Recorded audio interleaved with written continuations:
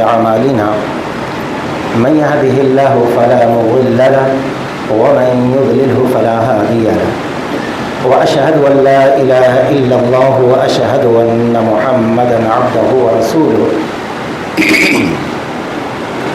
فأعوذ بالله السميع العليم من الشيطان الرجيم بسم الله الرحمن الرحيم يا أيها الذين آمنوا اتقوا الله حق تقاته ولا تموتن إلا وأنتم مسلمون يا أيها الناس اتقوا ربكم الذي خلقكم من نفس واحدة وخلق منها زوجها وبث منهما رجالا كثيرا ونساء واتقوا الله الذي تساءلون به والأرحام إن الله كان عليكم رقيبا يا أيها الذين آمنوا اتقوا الله وقولوا قولا سديدا يصلح لكم أعمالكم ويغفر لكم ذنوبكم ومن يطع الله ورسوله فقد فاز فوزا عظيما أما بعد فإن خير الحديث كتاب الله وخير الهدي هدي محمد صلى الله عليه وسلم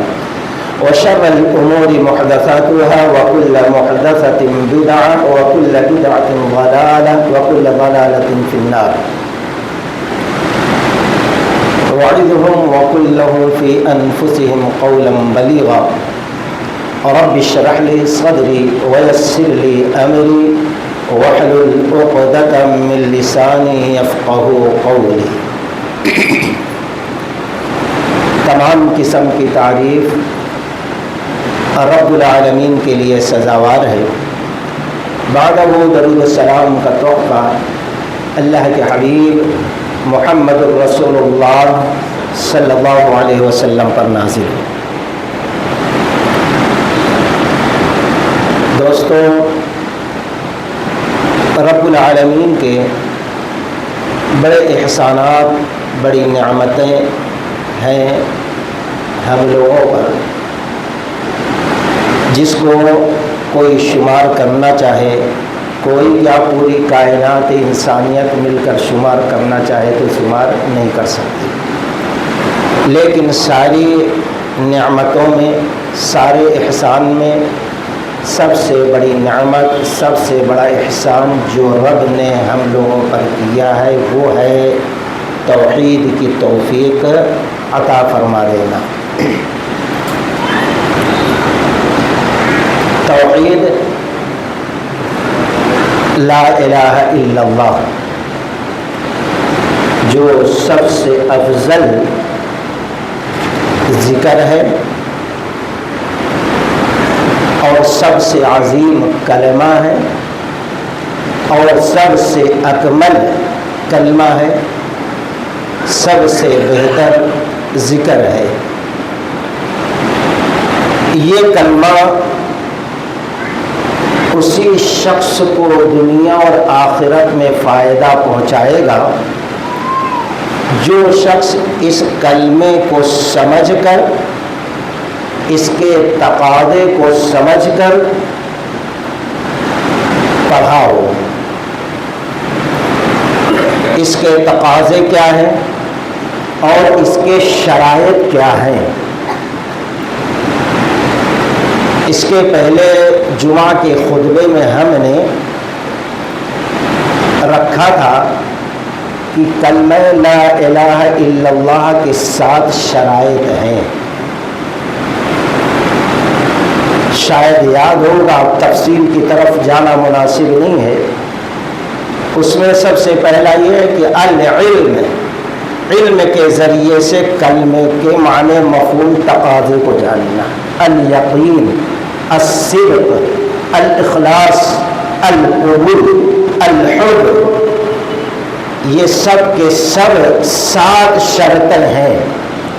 7 شرطوں کو سمجھ کر جس شخص نے لا الہ الا اللہ پڑھا، اس شخص کا کلمہ اور اس کی توحید رب قبول فرمائے گا، اور جو شخص بلا سمجھے، بلا علم کے پڑھا، اس کا کلمہ کوئی فائدہ اس کو نہیں دے گا۔ اسی طریقے سے اسلام کے اندر داخل ہونے کے لیے کلمہ توحید پڑھ لینا، یعنی ایک دروازہ ہے اسلام کے گھر، اسلام کے قلعے میں داخل ہونے کی، وہ کلمہ توحید، کلمہ شہادت ہے۔ لیکن اسلام کے قلعے، اسلام کے حد، اسلام کے گھر سے باہر ہونے کے لیے کئی ایک راستے ہیں، اور انہی راستوں کا تذکرہ آج کے خطبے میں کوشش کروں گا کہ رکھوں۔ وہ کون کون سے راستے کہ اگر ان میں سے کسی ایک عمل کا کوئی ارتکاب کرتا ہے تو وہ اسلام سے خارج ہو جاتا ہے، وہ کافر ہو جاتا ہے۔ آج عام طور پر ہمارا ذہن، ہمارا مزاج، ہمارا خیال یہ ہے کہ کلمہ گو کبھی کافر، کبھی مشرک، کبھی اسلام سے خارج نہیں ہو سکتا جب تک کہ وہ شخص قلم سے لکھ کر اعلان نہ کر دے کہ میں کافر ہو رہا ہوں، میں غیر مسلم ہوں، میں داخل ہو رہا ہوں مندر میں بیٹھ کر یہ وہ لگا کر، یا کہ وہ زبان سے اعلان کرے تو ہم سمجھتے ہیں ہاں وہی کافر ہے۔ نہیں بھائی، عام طور پر قرآن اور حدیث میں ایسے اعمال کا تذکرہ کیا ہے رب نے اور رسول نے، اور اسی طریقے سے کوئی ایسے اسلامی فقہ کی کتاب نہیں ہے جس کتاب میں ہمارے اسلاف علماء لوگ باب الحکم المرتد، اسلام سے مرتد ہونے کا بیان۔ اب اس عنوان میں، اس بیان میں، اس باب میں انہوں نے ان اعمال کا تذکرہ کیا ہے کہ وہ عمل اگر کریں گے تو وہ اسلام سے مرتد ہو جائے گا، اسلام سے نکل جائے گا، اسلام سے خارج ہو جائے گا، کافر اور مشرک ہو جائے گا۔ یہاں ایک بات یہ بھی ذہن میں بٹھا لیں، یہاں کافروں کو نہیں کہا جا رہا ہے کہ اسلام سے نکل جائیں گے، مشرکوں کے بارے میں ذکر نہیں ہے کہ وہ اسلام سے خارج ہو جائیں گے، کیونکہ کافر اور مشرک جو ہے اسلام کے اندر داخل ہوا ہی نہیں، توحید پڑھا ہی نہیں ہے، تو اس کا تذکرہ نہیں ہے، بلکہ جو کلمہ پڑھ کر اسلام کے قلعے میں داخل ہوئے ہیں، اپنے آپ کو مسلمان کہتے ہیں، کلمہ گو کہتے ہیں، ان لوگوں کا تذکرہ ہے کہ وہ ایسے اعمال کریں گے تو اسلام سے خارج ہو جائیں گے۔ تمام اسلامی فقہ کی کتاب میں اس کا عنوان ہے، اور بڑے مفصل انداز میں اس عنوان پہ اگر کوئی کتاب لکھا ہے تو محمد بن عبد الوہاب علیہ الرحمہ ہے، اللہ ان کی قبر کو نور سے بھر دے، بڑے مفصل انداز میں، اور انہوں نے 10 ایسا عمل بیان کیا ہے قرآن و حدیث کی روشنی میں کہ اگر یہ 10 عمل میں سے کوئی ایک عمل کا ارتکاب مسلمان کرتا ہے تو اسلام سے خارج اور متفقہ طور پر کافر اور مشرک ہو جاتا ہے۔ اور اسی چیز کو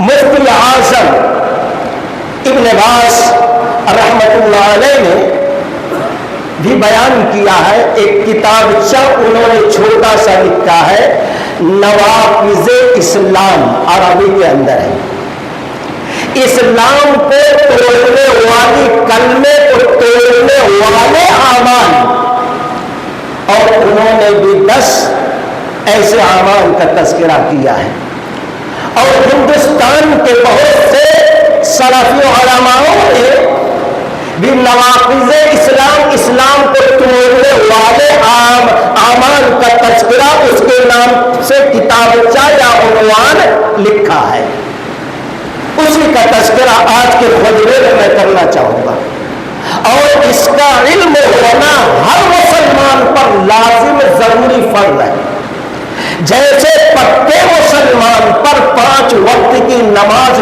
پڑھنا فرض ہے، اللہ کی قسم اسی طریقے سے ان اعمال کا علم رکھنا فرض لازم ہے جس کے وجہ سے لوگ اسلام سے خارج ہو جائیں گے، اسلام سے نکل جائیں گے، کافر اور مرتد ہو جائیں گے۔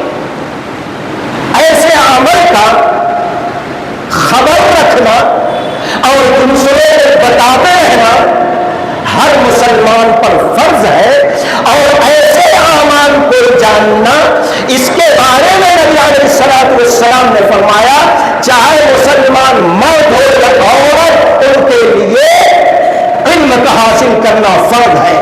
یہاں علم سے مراد کلمہ کے کیا شرائط ہیں، کن شرطوں کے ساتھ ایک شخص کلمہ پڑھے گا تو رب قبول کرے گا، اور کیا اعمال ہے جس کے وجہ سے کوئی شخص اسلام سے خارج ہو جائے گا، اس کا علم رکھنا ہر مسلمان مرد اور عورت پر فرض ہے۔ اگر کوئی شخص نہیں رکھتا تو اب اس کی دنیا اور آخرت برباد ہے۔ دوستوں، وہ اپنے آپ کو مسلمان سمجھتا ہے، لیکن مرنے کے بعد پتا چلے گا وہ مسلمان تھا یا نہیں تھا۔ اب غور کریں، کوئی کہے گا کیسے نکل جاتے؟ بھئی نماز پڑھنے کے لیے کیا ضروری ہے؟ طہارت، ایک بڑی طہارت، غسل فرض ہے تو غسل کر لینا، وہ طہارت ہے تو نماز کے لیے وضو کرنا فرض ہے، بلا وضو کے نماز نہیں۔ آپ وضو کر لیے، اچھی طریقے سے نماز پڑھنا شروع کر دیے، 1 رکعت پڑھے، 2 رکعت پڑھے، 3 پڑھے، 4 پڑھے، تشہد میں بیٹھ گئے، دعا پڑھ رہے ہیں، اب آپ کا وضو ٹوٹ گیا، 2 نمبر نکل گیا، 1 نمبر نکل گیا، یا کچھ نہیں ویسے ہی نکل گئی، ہوا خارج ہو گئی تو وضو ٹوٹ جائے گا۔ اب 4 رکعت جو آپ نے نماز پڑھا ہے وہ ساری نماز ضائع ہو جائے گی۔ اب آپ کے لیے لازم فرض ہے کہ پھر جا کر دوبارہ وضو کرے اچھی طریقے سے، اور دوبارہ پھر پہلی رکعت سے شروع کرے، 4 رکعت نماز پڑھے۔ اسی طریقے سے اگر ہم کلمہ توحید پڑھ کر اسلام میں داخل ہوئے ہیں، 10 اعمال ایسے، ان میں سے کوئی ایک عمل بھی ہم سے سرزد ہو جاتا ہے تو ہم اسلام کے قلعے سے باہر ہو جاتے ہیں، اسلام سے خارج ہو جاتے ہیں۔ اب اگر اسلام میں رہنا ہے تو پھر نادم شرمندہ ہو کر فوراً توبہ استغفار کرنا اور پھر اسلام میں داخل ہونا۔ جیسے نماز ہم نے وضو کر کے دوبارہ پڑھی، ویسے نادم ہو کر توبہ کرنا پڑے گا۔ اگر اسی حالت میں مر گئے، وَمَن يَرْتَدِدْ مِنكُمْ عَنْ دِينِهِ فَيَمُتْ وَهُوَ كَافِرٌ، فَيَمُتْ، وہ مرا کافر ہو کر، فَأُولَٰئِكَ حَبِطَتْ أَعْمَالُهُمْ فِي الدُّنْيَا وَالْآخِرَةِ، اس کے سارے اعمال جو پہلے کے تھے سب برباد ہو گئے۔ ایسا انسان دوزخ کے حوالے کر دیا جائے گا۔ آئیے ان اعمال کا ہم تذکرہ کریں جن اعمال کی وجہ سے کوئی شخص اسلام سے متفقہ طور پر خارج ہو جائے گا اور کافر ہو جائے گا۔ ان میں سے سب سے بڑا اور قبیح گناہ، نہ معافی والا گناہ، الشرک، شرک ہے۔ شرک کہتے کس کو؟ جو اعمال رب کے لیے کیا جائے، کوئی شخص اس عمل کو رب کے سوا اور کسی کے لیے انجام دے، بیان ہو رسول اللہ قانتین، رب کے لیے تم اگر احترام کے ساتھ ٹھہر جاؤ، اگر رب کے سوا کسی اور کے لیے احترام نہیں ٹھہر سکتے۔ رکوع عبادت ہے، رب کے سوا کسی اور کے لیے رکوع نہیں ہے. سجدہ عبادت ہے. رب کے سوا رب کعبہ کی قسم کسی قسم کا کسی کے لیے سجدہ جائز نہیں ہے. قربانی عبادت ہے. رب کے سوا کسی کی رضا کے لیے قربانی جائز نہیں. اگر کوئی کرتا تو وہ شرک کرتا, اسلام سے خارج ہو جاتا ہے. طواف کعبۃ اللہ کا ہے رب کی رضا کے لیے, کسی اور کے لیے جائز نہیں ہے. دوستو, رب العالمین نے قرآن میں کہا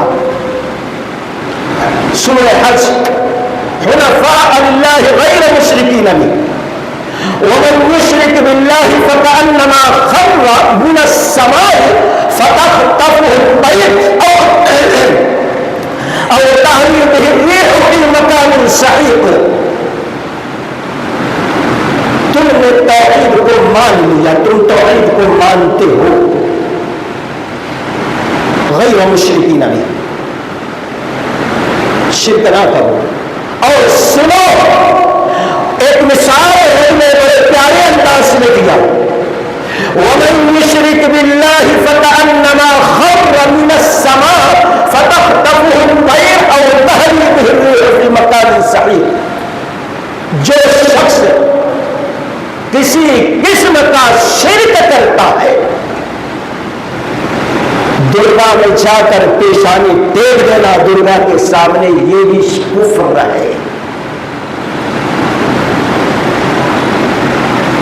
درگاہ کو جا کر پیشانی ٹیک دو, چادریں چڑھا دو, قربانی دے دو, سر جھکا دو, ہاتھ پھیلا دو, یہ بھی اللہ کی قسم شرک ہے. اس شرک میں ذرا بھی شک شبہ کی گنجائش نہیں ہے.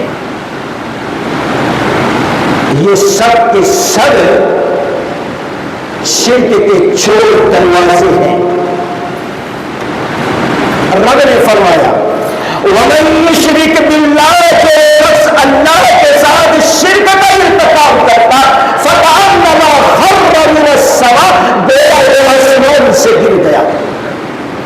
فتخطفه الطیر, آسمان سے پھینک دیا گیا.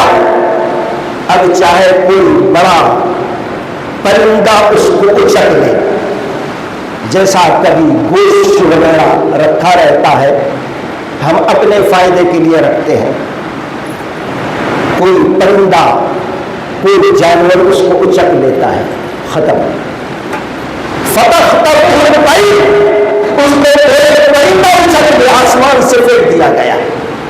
یا کہ پرندہ نہیں اچکا, اپنا نوالا نہیں بنایا, اور تہوی بہ الريح فی مکان سحیق, اب ہوا اس کو ٹکڑے ٹکڑے کر کے جہاں چاہے دور لے جا کر پھینک دے.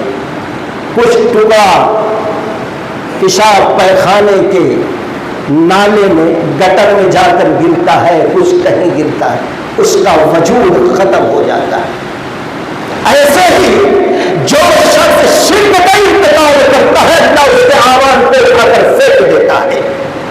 اس کا کوئی اجر اور کوئی ثواب نہیں ہے.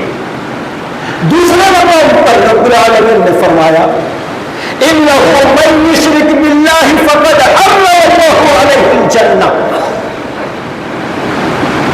ہم یاروی کریں تو کلمہ گو مسلمان, ہم اللہ کے برابر کسی کو ٹھہرا دیں ولی بزرگ نبی تو ہم کلمہ گو مسلمان. ذرا سوچو, امام ابو داؤد رحمۃ اللہ علیہ ابو داؤد شریف کے اندر باب الجمعہ کے اندر نقل کرتے ہیں کہ رسول اللہ صلی اللہ علیہ وسلم بیٹھے ہوئے ایک صاحب خطبہ دے رہے تھے, تقریر کر رہے تھے. تو انہوں نے کہا من یطع اللہ ورسولہ فقد رشد, جس نے اللہ تعالیٰ کی اطاعت کی, رسول اللہ صلی اللہ علیہ وسلم من یطع اللہ والرسول, ومن یطع اللہ والرسول, جو شخص اللہ کی اطاعت کرے اور رسول کی اطاعت کرے، ایک جملہ کہہ دیا، اور پھر آگے کیا کہا وَمَن يَعْصِهِمَا، اور جو شخص ان دونوں کی نافرمانی کرے، اللہ اکبر، اتنا جملہ کہنا تھا کہ اللہ کے نبی غصے میں آ گئے، کیا بڑی بات کہہ دی، وَمَن يَعْصِهِمَا، ایک جملہ استعمال کیا جس میں دونوں کو شامل کر دیا، جبکہ رب اور رب کے رسول کو الگ کرنا تھا۔ ہزاروں مرتبہ سنے ہوئے اللہ کے نبی صلی اللہ علیہ وسلم صحابہ سے پوچھتے یہ کیا، تو کہتے اللہ و رسول، اللہ جانتا ہے اور اس کا رسول جانتا ہے، یہ نہیں کہتے اللہ رسول جانتا ہے، نہیں، الگ کر دیتے ہیں دونوں کو، اللہ و رسول عالم، اللہ جانتا ہے اس کا رسول جانتا ہے۔ تو یہاں کہنا تھا وَمَن يَعْصِ اللَّهَ وَرَسُولَهُ، جس نے اللہ کی نافرمانی کی اور رسول کی نافرمانی کی، لیکن انہوں نے کہا وَمَن يَعْصِهِمَا، جس نے ان دونوں کی نافرمانی کی، اس اللہ کے نبی صلی اللہ علیہ وسلم غصے میں آ گئے اور کہا اذا چھوڑ کون ٹھہر جا، یا دوسری روایت میں نکل جائے حسن بئس الخطیب، تو بہت برا خطیب ہے۔ نبی نے اتنا بھی نہیں پسند کیا، ہٹال دیا، بولنے نہیں دیا۔ آج کتنے ایسے خطبہ آتے ہیں، ایسے جملے کو استعمال کرتے ہیں، سو منڈے ہلا کے سنتے رہتے ہیں، کسی کو پتہ نہیں چلتا کتنا بڑا یہ جرم کر رہا ہے، ایسا جملہ استعمال کرتے ہیں۔ سوچے دوستو، ایک لفظ کا یہاں تو ولیوں کو، پیروں کو، بزرگوں کو، اماموں کو، گھروں کو، گاؤں کے رسم و رواج کو، اپنے طریقوں کو نبی کی شریعت، اللہ کے دستور کے برابر لا کر ٹھہرا دیتا ہے، ایسا انسان مشرک نہیں تو اور کیا ہوگا؟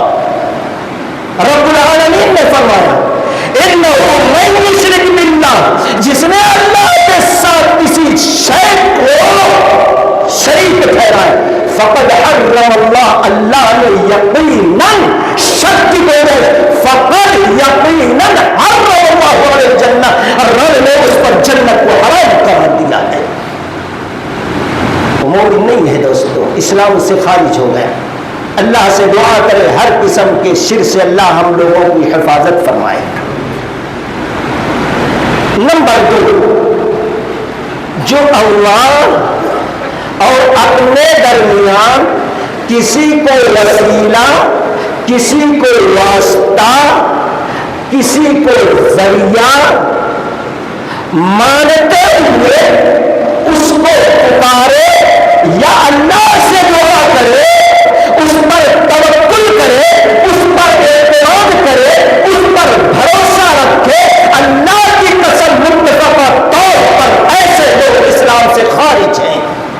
یہ میری بات نہیں ہے دوستو، میں اپنے طرف سے یہاں ٹھہر کر، میں اتنا وہاں عالم بھی نہیں کہ اتنی بڑی سمجھ اللہ مجھے دی۔ یہ بڑے بڑے علماء قرآن اور حدیث سے جو چیز بیان کی ہے میں وہ بیان کروں، میرے اندر وہ طاقت نہیں ہے، مجھے اتنا علم نہیں، میں نے پہلے ہی حوالہ دے دیا ان کتابوں کا، قرآن سے حوالہ دیا دوستو۔ جو شخص اپنے اور اپنے رب کے درمیان واسطہ، وسیلہ، ذریعہ مان کر پکارے، دعا کرے، توکل کرے، بھروسہ کرے، اعتماد کرے، متفقہ طور پر وہ اسلام سے خارج ہوگا۔ رب العالمین نے فرمایا دوستو، سورہ مومنون کی آخری آیت، وَمَن يَدْعُ مَعَ اللَّهِ إِلَٰهًا آخَرَ لَا بُرْهَانَ لَهُ فَإِنَّمَا حِسَابُهُ عِندَ رَبِّهِ إِنَّهُ لَا يُفْلِحُ الْكَافِرُونَ۔ وَمَن يَدْعُ مَعَ اللَّهِ إِلَٰهًا آخَرَ، جو شخص اللہ تبارک و تعالیٰ کے علاوہ دوسرے کو پکارا ہے، وَمَن يَدْعُ مَعَ اللَّهِ إِلَٰهًا آخَرَ، اللہ کے ساتھ دوسرے سے دعا کی ہے، لا برہان لہ، کوئی دلیل نہیں ہے اس کی، پوری شریعت میں رب کہتا ہے میرے ساتھ کسی کو پکارا جائے، کسی سے مانگا جائے، کہیں سجدہ کیا جائے، پھیلایا جائے، توکل کیا جائے، بھروسہ کیا جائے، اعتماد کیا جائے۔ رب کہتا ہے لا برہان لہ، اس کی کوئی دلیل، اس کی کوئی آیت نہیں ہے۔ لا برہان لہ، جو ایسا کرتے ہیں فإنما حسابه عند ربی، اس کا حساب رب کے پاس ہے، بہت سخت حساب لینے والا ہے۔ پھر وہ آگے کہتا ہے انہ لا یفلح الکافرون، ایسے کافر لوگ نجات نہیں پائیں گے۔ یہ ہماری بات نہیں، ہمارا قول نہیں ہے، رب کہتا ہے انہ لا یفلح الکافرون، ایسے کافر لوگ کبھی نجات پانے والے نہیں۔ آگے رب نے فرمایا آخری آیت سورہ مومنون کے 8 18 پارہ وَقُلْ رَبِّ اغْفِرْ وَارْحَمْ وَأَنْتَ خَيْرُ الرَّاحِمِينَ، دعا مانگو کرنے والے رب کہتا قل، کسی کو وسیلہ، کسی کو واسطہ بیچ میں نہ بناؤ، بلکہ کہو وَقُلْ رَبِّ اغْفِرْ، اے میرے رب بخش دے، وَارْحَمْ، مجھ پر رحم کر، وَأَنْتَ خَيْرُ الرَّاحِمِينَ، تمام مہربانوں سے بڑا مہربان تو ہے۔ اور رب ڈائریکٹ مانگنا ہم کو سکھا رہا ہے دوستو، طریقہ بتا رہا ہے۔ چھوڑے سے لوگ بے شمار آیتیں ہیں، سورہ سبا کی آیت نمبر 22 اٹھا کر دیکھ لیجیے۔ قل ادعوا الذین زعمتم من دون اللہ لا یملکون شیئا، قل ادعوا الذین زعمتم من دون اللہ لا یملکون مثقال ذرة فی السماوات ولا فی الارض وما له فیہما من شرک وما لهم منهم من ظہیر ولا تنفع الشفاعة عنده الا لمن اذن له۔ رب کہتا ہے کہہ دو، ہر ایک کو کہہ رہا قل ادعوا الذین زعمتم من دون اللہ، کہہ دو جن کے بارے میں تمہارا ایمان ہے، گمان ہے، یقین ہے، رب کے علاوہ ان کو پکار کر ان سے مانگ کر دیکھ لو۔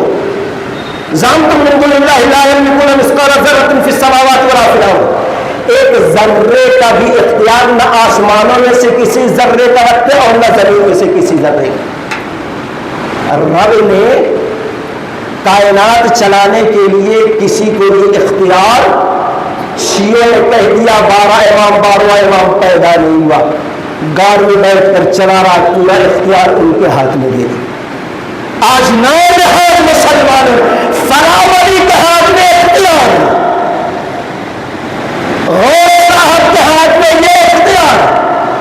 حد تو یہ ہے کہ ایک دن دیکھا میں ایک کلپ، اب اس میں ایک شخص کر رہا ہے اللہ کی پناہ، اللہ ہدایت دے اور اس کو دیکھ لے کہ فرشتے ملک الموت اس وقت تک روح کسی کی نہیں نکالے تھے جب تک کہ رب کا حکم نہ ہو، یا کہ جب چاہے نکال لیتے ہیں، جب ان کا بھی چاہے کسی کی روح نکال، لیکن جب غوث کے مریدوں کی بات آتی ہے تو اس وقت تک روح نہیں نکالتے جب تک کہ غوث اجازت نہ دے دے، ہاں اجازت ہے میرے مرید کی روح نکال دو۔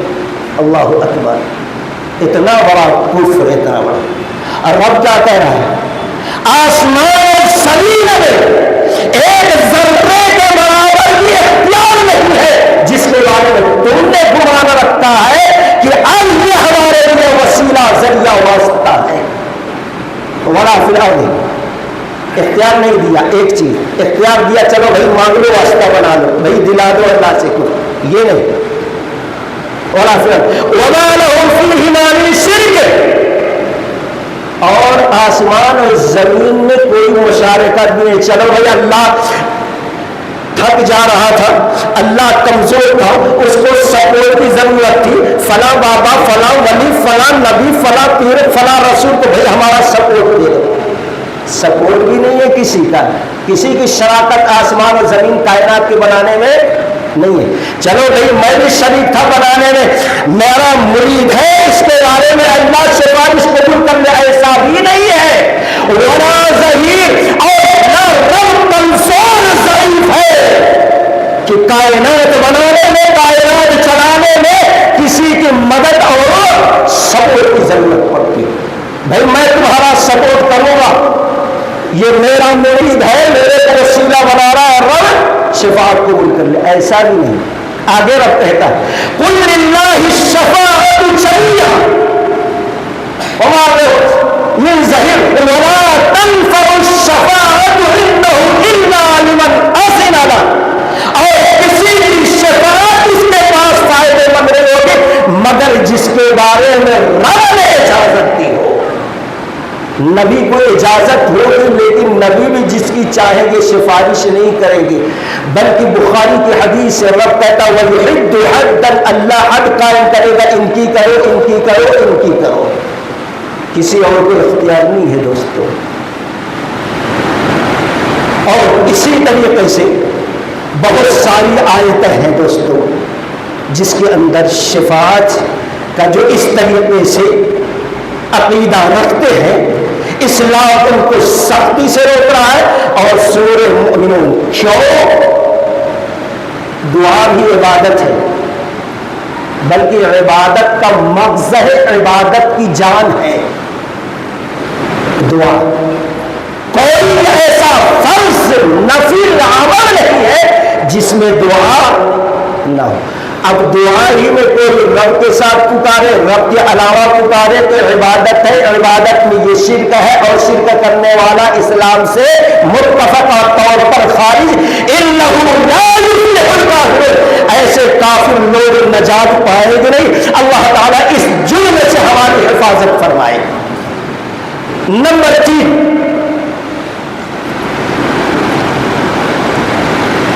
جو شریعت رسول اللہ صلی اللہ علیہ وسلم لے کر آئے، جو دستور، جو قانون، جو مسئلہ رب نے نبی کو دے کر بھیجا ہے، اس میں سے کسی چیز کا کوئی مذاق اڑا دے، کسی بھی چیز کا مسخرہ بنا دے۔ آج ہم لوگ بھی لاعلمی میں جانے انجانے میں کبھی داڑھی کا مذاق اڑا دیتے ہیں، کبھی سنتوں کا مذاق اڑا دیتے ہیں، کبھی کسی کا مذاق اڑاتے ہیں۔ اگر ایسی غلطی ہو گئی ہے تو سچے دل سے توبہ کر لو، کبھی بھول میں بھی شریعت کے کسی مسئلے کا، نبی کی کسی سنت کا مذاق نہ اڑانا دوستو۔ متفقہ طور پر ایسا انسان اسلام سے خارج ہو جاتا ہے، رب کعبہ کی قسم، یہ میری بات نہیں ہے، نبی کا قرآن کی آیت ہے دوستو۔ ایک واقعہ حافظ ابن کثیر رحمۃ اللہ علیہ اور ابن ہشام کے اندر یہ واقعہ موجود ہے۔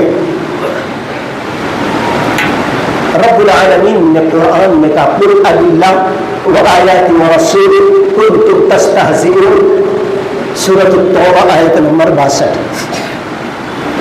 کہہ دو کیا اللہ ہی ملا تھا، قرآن کی آیتیں ہی ملی تھی، ہمارا رسول ہی ملا تھا مذاق کرنے کے لیے، ٹائم پاس کرنے کے لیے؟ یہ آیت کب نازل ہوئی؟ اللہ کے رسول صلی اللہ علیہ وسلم غزوہ تبوک گئے تھے۔ اب ایسے وقت بہت سے ایسے لوگ تھے، جب جو بھی گئے تھے مسلمان ہی تھے، کلمہ گو تھے، نبی کے پیچھے نبی کی امامت میں نماز پڑھے، کفار سے جہاد کرنے گئے، مال کو خرچ کیا، گھر کی ساری مصروفیات کو چھوڑ دیا، ہفتوں مہینوں کا سفر کیا، اس کی تکان کو برداشت کیا، کلمہ گو تھے، مسلمان تھے۔ ایک بار ان میں سے کچھ لوگوں کے زبان سے نکل گیا، یہ دیکھو سچے جو صحابہ تھے، مومنین تھے، یہ کھانے میں آگے رہتے، دیکھو کتنا بڑا بڑا پیٹ ہے، اور لڑنے میں پیچھے رہتے۔ مذاق کس کا؟ جو سچے مومن تھے، جنہوں نے سچی نبی کی اتباع کی تھی، جنہوں نے سچی محبت کی تھی، نبی کے ایک اشارے پہ ملک کو چھوڑا، دولت کو چھوڑا، ساری کائنات چھوڑنے کے لیے تیار، ایسے پکی مومن۔ کیا کہا؟ کھانے میں آگے اور لڑنے میں پیچھے، دیکھ لو کتنا بڑا بڑا پیٹ ہے۔ یہ بات نبی صلی اللہ علیہ وسلم تو پہنچ گئی. معاذ رضی اللہ عنہ بھیجا جا کر پوچھو کیا ایسی بات تم لوگ ہے؟ ارے نہیں، فوراً بھاگ کے آئے. اللہ کے نبی صلی اللہ علیہ وسلم سے قسم کھانے لگا. اللہ کے نبی ہم نے ایسا نہیں کہا، اللہ کی قسم ہے، یہ ہے وہ ہے. پھر کہا نہیں، خالی چوپ ٹائم پاس کرنے کے لیے، یوں ہی مذاق اڑانے کے لیے، مذاق کے طور پر ہم نے ایسے بات کہا، دل سے ہم نے یہ بات نہیں کی. آج ہماری بیٹھکیں ہوتی ہے تو اس طریقے سے مذاق ہوتا ہے سنتوں پر، بس چوٹی ہوا ٹائم پاس کرنے کے لیے معاف کر دیجیے. اس میں سے ایک تھے مخشی بن حبیر، بعد میں انہوں نے اپنا نام عبد الرحمن رکھ دیا تھا. نادم ہوئے، گر گرانے لگے، سچے دل سے توبہ کی اور پھر اللہ سے دعا کیا، اے رب العالمین اس گناہ پر نادم ہو. نبی چلے گئے، وہ زندہ ہے، اپنے اس جرم پر زندگی بھر شرمندہ نادم تھے اور کہتے تھے اللہ دل میں یہ چیز بس گئی ہے، اس گناہ کے کفارے کے لیے کسی جنگ میں ہمیں بھیج دے اور وہاں ہمیں شہید کر دے اور ایسی شہادت دے کہ میری لاش کسی کو نہ ملے، نہ غسل دیا جائے، نہ کفن دیا جائے، نہ مٹی میں دفن کیا جائے. اس شرط کے ساتھ انہوں نے توبہ کی ہے. اور دوسرے تھے، اللہ کے نبی معاف کر دیے، معاف کر دیے، معاف کر دیے. نہیں، رو رہے ہیں، گر گرا رہے ہیں. رب العالمین نے جبریل کو بھیجا. جبریل علیہ السلام آئے. قرآن کی آیت نازل ہوتی ہے، سورۃ توبہ کی آیت نمبر 62-63. قل باللہ وآیاتہ ورسولہ کنتم تستہزئون لا تعتذروا قد کفرتم بعد ایمانکم. کہہ دو اے نبی، کیا اللہ ہی ملا تھا ٹائم پاس کرنے کے لیے؟ قرآن کی آیتیں ہی ملی تھی، رسول ہی ملا تھا. جب بھی انہوں نے مذاق اڑایا ہے قرآن و حدیث پر آمین کا عمل کرنے والوں کا. لیکن رب کیا کہتا ہے؟ گویا اگر کوئی شخص سچے مومن قرآن و حدیث پر عمل کرنے کی وجہ سے اس مومن کو کوئی حقیر سمجھتا ہے، اس مومن کا کوئی مذاق اڑاتا ہے، رب کی قسم قرآن کی اس آیت کے تحت وہ شخص اللہ کا مذاق اڑاتا ہے، نبی کا مذاق اڑاتا ہے، قرآن کا مذاق اڑاتا ہے، شریعت کا مذاق اڑاتا ہے، اور ایسا شخص اسلام سے باہر ہوتا ہے. قرآن کہتا ہے کیا رب ملا تھا؟ مذاق دوسرے کو اڑایا گیا. رب کہتا ہے رب کیا رب ملا تھا؟ رب کی آیتیں ہی ملی تھی، رسول ملا تھا. کنتم تستہزئون، ٹائم پاس کرنے کے لیے، استہزاء مذاق مسخرہ کرنے کے لیے. لا تعتذروا قد کفرتم بعد ایمانکم. جاؤ کتنے بھی عذر کر لو، کتنی بھی قسمت کھا لو، تمہارا عذر قابل قبول نہیں ہے. لا تعتذروا قد کفرتم، یقیناً تم ایمان لانے کے بعد کافر ہو گئے، اسلام سے خارج ہو گئے. یہ میں نہیں، قرآن کی آیتیں رب ایسے واقعات کے وقت نازل فرمایا. قد کفرتم بعد ایمانکم کنتم کافرین. قد کفرتم لا تعتذروا قد کفرتم بعد ایمانکم. جاؤ تمہارا کوئی عذر قبول نہیں ہوگا. اللہ نے ایمان کی توفیق دی تھی، نبی کے ساتھ رہنے کی توفیق دی تھی، نبی کے ساتھ جنگ میں جانے کی توفیق دی تھی، نبی کے پیچھے نماز پڑھنے کی توفیق دی تھی. لیکن تم نے سچے ایمان والوں کا مذاق اڑا کر اپنے آپ کو اسلام سے خارج کر لیا ہے. کوئی عذر قابل قبول نہیں. تو جو شخص نبی کی لائی ہوئی شریعت میں سے کسی ایک مسئلے کا بھی اگر مذاق اڑاتا ہے تو اللہ کی قسم قرآن اور یہ واقعہ کہتا ہے ایسا شخص متفق طور پر کافر ہو جاتا ہے، اسلام سے خارج ہو جاتا ہے. یہ میری بات نہیں ہے، رب کا قرآن، نبی کی حدیث ہے اور علماء اسلاف کا یہ متفق طور پر فتویٰ ہے. دوستو نمبر 4، اللہ تعالیٰ ایسے مسئلے، ایسے گناہ سے ہماری حفاظت فرمائے. نمبر 4، مومنوں کے مقابلے میں مشرکوں کی مدد کرنا، کافروں کی مدد کرنا۔ خیر وقت ہو گیا اور 7 چیزیں ہیں، انشاءاللہ آئندہ جمعہ کے خطبے میں اس کی تفصیل آئے گی۔ اللہ تعالیٰ سے دعا ہے کہ اللہ تبارک و تعالیٰ ہم تمام لوگوں کو ان اعمال سے محفوظ رکھے جن اعمال کی وجہ سے لوگ اسلام سے خارج ہو جاتے ہیں۔ اللہ صحیح معنوں میں کلمہ کے شرائط کو سمجھنے اور اس کے مطابق زندگی گزارنے کی توفیق رفیق عطا فرمائے۔ وآخر دعوانا الحمدللہ رب العالمین۔